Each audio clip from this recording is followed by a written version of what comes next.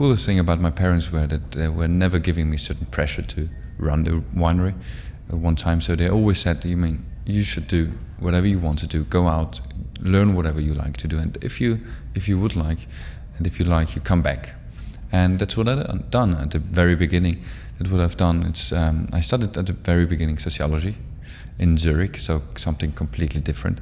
As during school, I always really enjoyed philosophy and history. So I went a little bit in a different direction. But then at the very end of this program of this studies, I started to work for our importer in Switzerland. And I got the passion again about wines and starting to work in the logistics. So I was working in the morning, was shipping, or how you say, delivering wine to all the restaurants, and then I went to the university, and this was actually back to recontact with wine. After, I was grew up in a winery, and I knew everything, but that was the point when I got back. And then after that I decided to study viticulture. I went to Burgundy actually, going on with the studies of enology, so winemaking. And after that I went to New York actually. Yeah, just for a very short period of time. But I did a short internship at one of our distributors. What was really great. It was my first contact actually with the US market, the wine market actually. After my experience in New York, I went back home for another couple of months to get reintroduced actually in the winery, in the family winery. And it was the way where I really got into it, the passion. And that's a beautiful thing, that it was a free decision to go back and to start become a winemaker, become a vintner actually.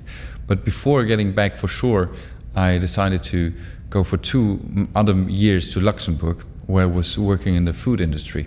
So it was nothing to do with wine. It was a biodynamical organic food industry, a food cooperative actually.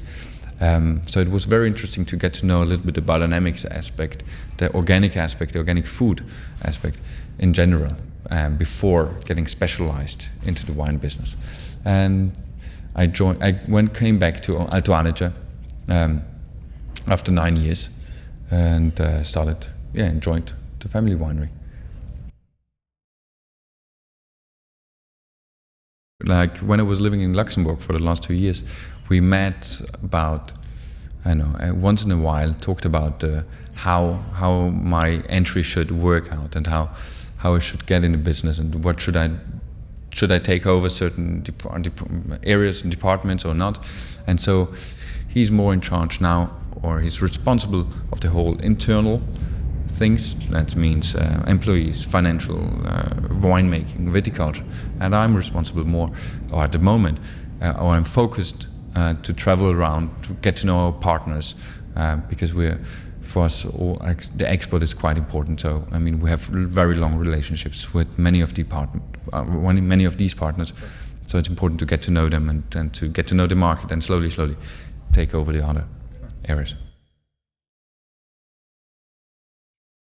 The fun thing about it is that 100 years ago, so before the First World War, it was actually part of Austria.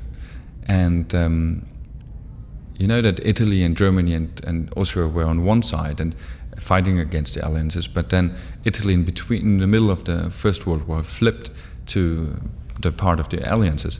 And so the alliances were saying to Italy that if you would flip, we would give you, as a gift after winning the war, the southern part of Tyrol. And Tyrol is this very famous region of Austria. And so after the First World War, when Austria lost the war and Italy won the war, and they cut the Tyrol in 2 pieces and gave the southern parts to Italy.